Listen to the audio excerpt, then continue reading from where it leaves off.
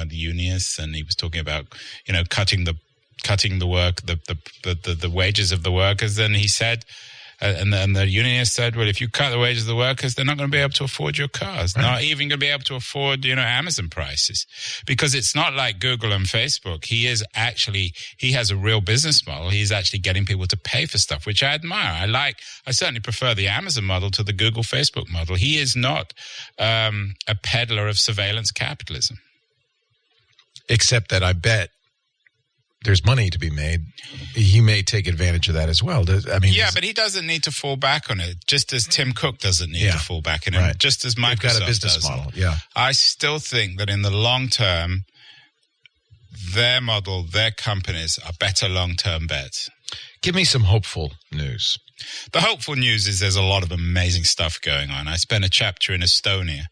They're trying to sort of rebuild the social contract between individuals and government. Former Soviet satellite state, full of techies. It's like a big version of Leo's show. I mean, everyone is. I love Estonia. Yeah. I mean, I'm sure you've had some people on. Yeah. And I've been there, and they had the digital citizen card. So they got the digital citizens card. They have a very transparent, digitally run government. But they're also, I think, confronting this issue of anonymity. I saw someone posted on anonymity saying that's the problem. And that's the problem with user-generated content. When people can be anonymous, they lie. They disrespect people. They insult women. They insult minorities. They claim to be one person when it's a sine qua non of trolling that you have to be anonymous. So I think although there are some public trolls like Milo Yiannopoulos. Yeah. Who's everybody knows who he was. I just got an email from him, actually. Did you? I have to admit, I know him. He's not as bad as he seems, although okay. Be very careful there, Andrew, because he's still pretty bad. But you can be tarred with that brush if you're not careful. Yeah, and I'm sorry. Milo used to, he was an admirer of my earlier work. Yeah. So anyway, I always got the feeling that everything he said was cynical and calculated. Yeah, that wasn't genuine. But coming back to Estonia, what I think the Estonians are, he's the ultimate troll. What Estonians are trying to pioneer. So he's the counterexample to the anonymity. Right. I mean, at least he's accountable for what he says. Even what he says is so appalling. But anyway, coming back to Estonia, I think what they are pioneering, and also Singapore is pioneering. I have a chapter on Singapore. Is a new kind of world where we're no longer anonymous. It's a radically transparent world, and a lot of libertarians will say, "Well, that's terrible. That's Singapore's Orwell." An authoritarian state. Do you want to be? Singapore, I'm more ambivalent about. But let's just use the example of Estonia, where there's openness. And the understanding is that, for example, you can't post on Estonian newspapers. You got to use your sort of official account. So you can't have trolls on Estonian newspapers. And the police, of course, can look at your records if you do something wrong. But the interesting thing is it's a social contract of reciprocity. So the Estonian state or the government or the police can't start looking at your records without telling you.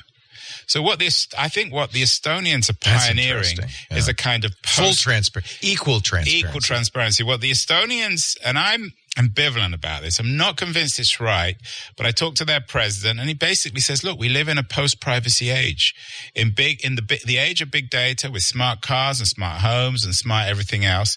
We can't rely on the privacy of the 19th century. So if you accept that, we need to build a world where we have rights in an increasingly transparent place." So I think that's the most interesting thing that Estonia is doing, and I think they're really pioneering that.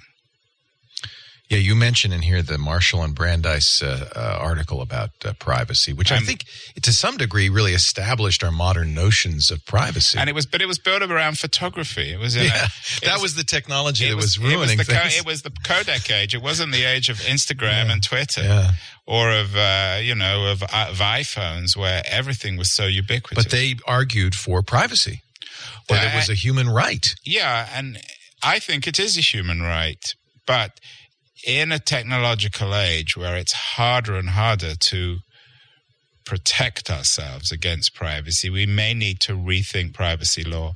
So I think the Brandeis rule, the 19th century understanding of privacy, I support But in the 21st century, I'm just not sure how realistic. So I think what the Estonians are doing are pioneering something different. And Singapore, too, in terms of their Smart Nation initiative. Now, I accept the fact that they're not a full democracy, but they're not totalitarian in the way the Chinese are. So the nightmare model of this is, of course, what China's doing. No privacy in China. No privacy in China. Face recognition. In an authoritarian, in a cameras everywhere. But worse than that, in a totalitarian system where you only get a job or a house if you're politically correct. Right. So these are the big issues we're all going to have to confront. That's the important point to make. You're not prescribing a fix. Yeah, but the fix would be we need to get involved and talk about it. What I am saying is that we have to confront these issues. I don't think Americans are even confronting them. No. And I think what the Estonians are doing is really interesting. And I also think we need to, identity is such a complex thing. I go to India in the book. And whilst, we privileged types fetishize privacy and protection of our identity, what I found in India is a huge underclass. The poorest people in the country have no identity. They have no way of proving who they are, which means they can't get work. They can't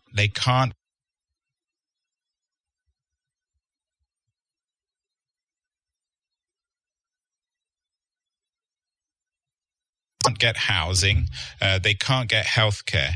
So what I find in India is that the ID system there is creating identity to benefit poorer people. So even digital identity is a complex issue. It's very